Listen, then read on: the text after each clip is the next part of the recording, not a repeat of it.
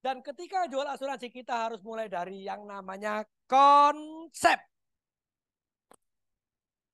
Basic yang sering dilupakan para penjual.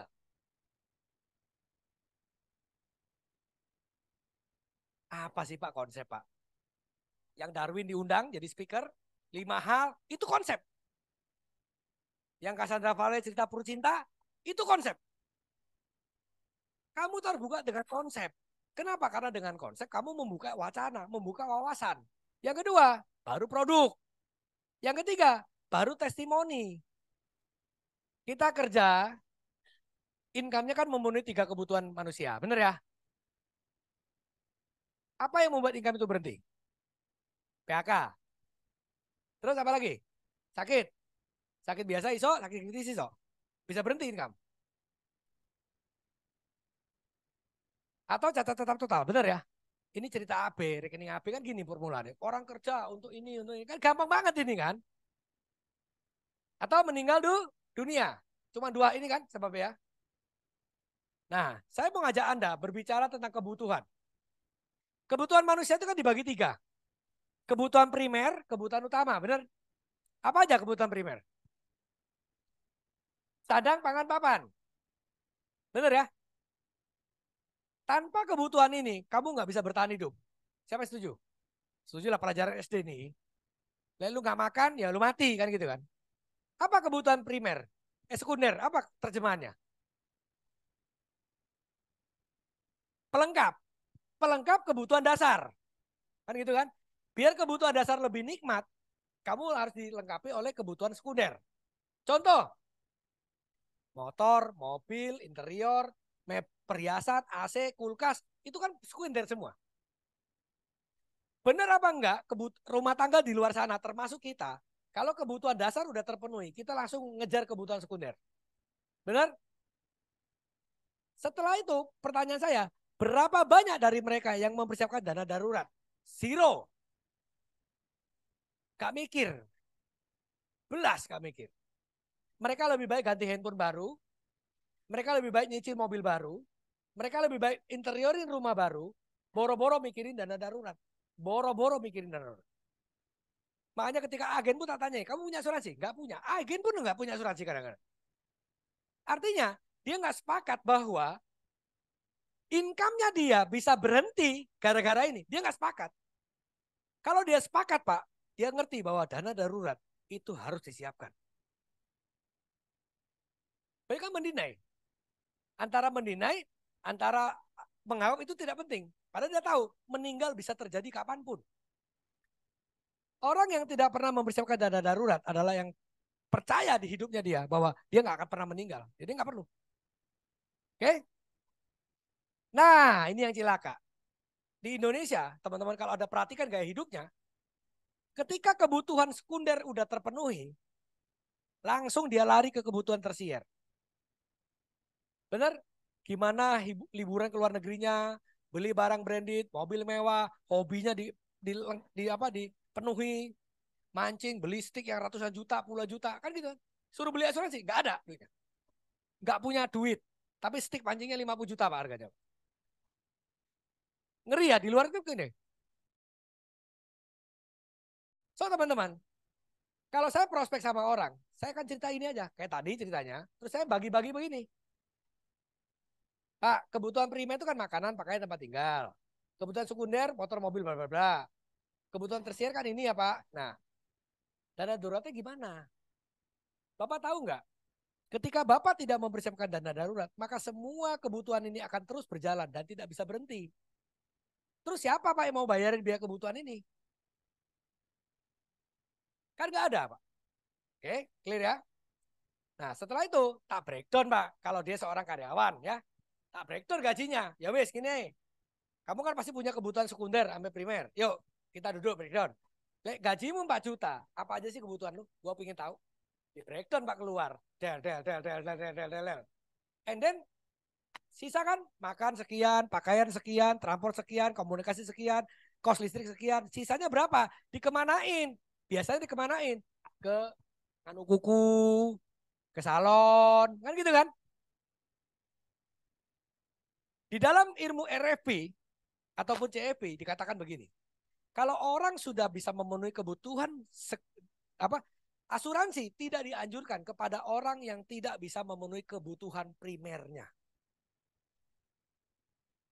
Asuransi boleh dibeli sama orang yang sudah kebutuhan primernya tercukupi. Kebutuhan kedua adalah asuransi. Asuransi disebut dengan namanya dana darurat. Bisa dipahami? Oke. Ketika terjadi kondisi darurat, kamu seperti ini cara menyisakan uangmu, cara kelolanya. Anggaplah sisanya ini kamu gunakan untuk nonton, untuk ngafe, untuk apa, terserah kamu deh. Pertanyaan saya, ketika terjadi kondisi darurat, gak usah muluk-muluk lah. Ngomong demam berdarah aja. Habis 7 juta, 7 hari. Lu mau ngambil duit dari mana? Tanya sampai calon prospekmu. Umpama kejadian ya, amit-amit ya bro, dicokot nyamuk, demam berdarah. Wapes 5 hari mlebu rumah sakit. Entek 5 juta. Kon kata Joko duit kon. Ketika kamu tidak punya dana darurat yang namanya berbentuk asuransi, sebenarnya motormu, mobilmu, rumahmu, sapimu itu adalah dana daruratmu. Aslinya itu dana daruratmu. Oke. So, saya punya penawaran sama kamu. Nah, kalau kamu ikut produk saya, gitu, namanya PSS Pro, usia 35, kamu hanya bayar 586.000, aku siapnya 11M. Nah, ulang ya. Kamu hanya nyiapkan 586.000, perusahaanku siap 11 miliar dana darurat. Sakitmu dari ujung kepala sampai ujung kaki, apapun itu di cover, dibayar. Sing luar biasa, tahun depan lek dintekno limitnya 11M. Tahun depan disiap mana? Nah, sekarang aku ngajak kamu hitung-hitungan. Lu untung apa rugi beli produk ini? Lek kamu hari ini umur 35, produk ini sampai umur 99, maka kamu akan bayar selama 64 tahun bayar premi. 64 tahun kalikan 586, totalnya kamu keluar 450 juta. Anggapan refreshing 3 kali, 3 kali lipatnya, 1,2 miliar. 1M lawan 11M. Dicicil mana 64 tahun. Saulannya 500. Kon rugi apa untung? Untung saya apa? Sesederhana itu loh cerita ini. Bondomu cuma tabel. Ya, bondomu cuma tabel. Coba bukain tabelnya. Pasti Anda udah pernah lihat semua kok. Tapi nggak ada orang yang bisa mengeksplor itu tabel begitu dahsyat untuk jualan. Dan dia tidak bisa menunjukkan sama nasabah, untung saya apa? Untung loh bro. Coba tampilin tabelnya.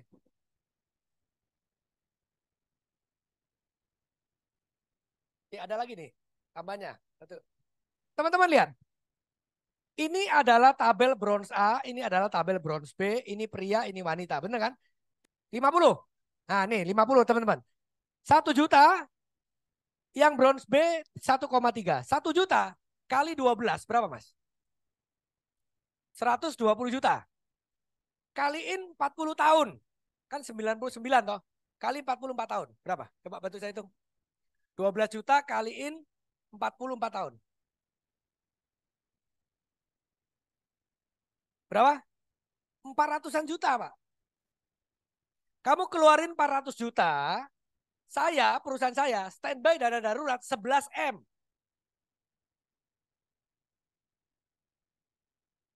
Ini untung apa rugi? Cicil mana bayarnya? Gila apa enggak produk ini? Gila ini produk Pak. Dipahami ya? Kalau kamu yang nawarin yang sebelahnya nih, yang 1,3, 16M itu. 16 miliar itu. Nambah 300.000, 16 miliar. Clear ya teman-teman ya? Oke, pertanyaan saya gini. Oke, balik lagi ke materi tadi.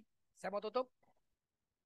Jadi teman-teman, dari premi yang kita bayar, totalnya itu hanya 0,06% dari total perlindungan 11M. Jadi maksudnya gini, 586 kaliin 12. Ya toh? Setahun ya. Itu akan hanya 0,06% dari 11M. Gak sampai 1%, Pak. Kalau kamu ngerti hitungan asuransi mobil dan rumah, itu rata-rata 3% dari total perlindungan kamu. Jadi rumah kamu dinilai 10M, tak? Itu 3%-nya. Premi kebakarannya itu gitu. Di industri kita, Pak, hanya 0,06. Bapak sisihkan. Dari nilai 11 miliar yang Bapak ditanggung oleh perusahaan kami. Dan kalau berbicara dari income, ya kurang lebih 10% lah Pak yang Bapak sisihkan dari income-mu. Dari income 100%, kamu sisihkan 10%. 10% untuk mengcover yang 90%. Clear? Pertanyaannya, apakah Bapak yakin dari 35 sampai 99, 64 tahun ke belakang, Bapak tidak pernah sakit? Orang Cina bilang, Pak, hidup manusia 4 tahapannya. Sen, Lao, Ping, Se. Sen itu lahir, Lao itu tua, Ping itu sakit, Se itu mati. Udah pasti gitu. Lahir, tua, sakit, mati. Ini kodrat, Pak.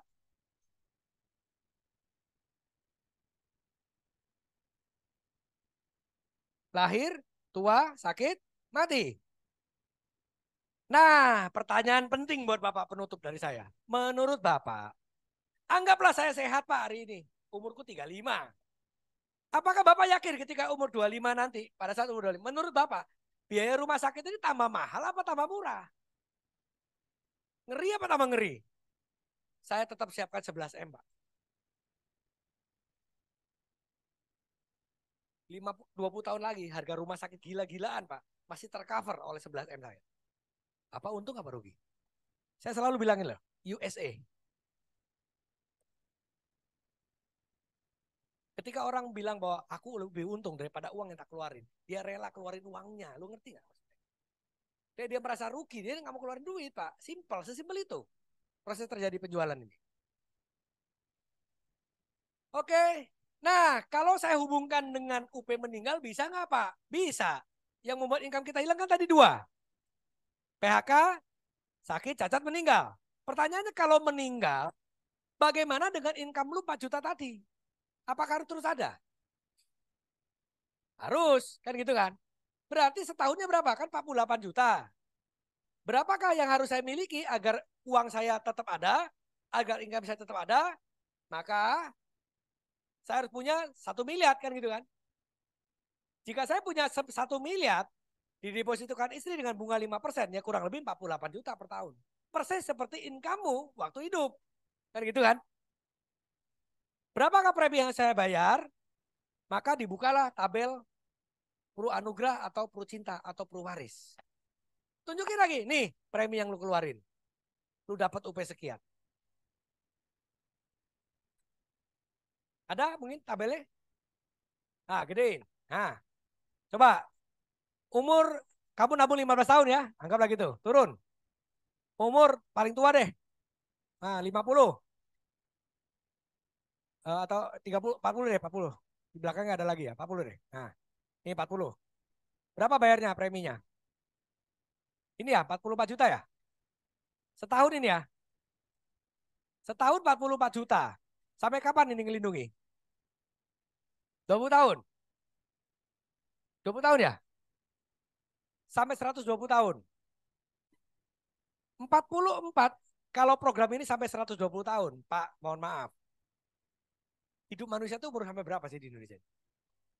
70 kan? 80 bonus ya.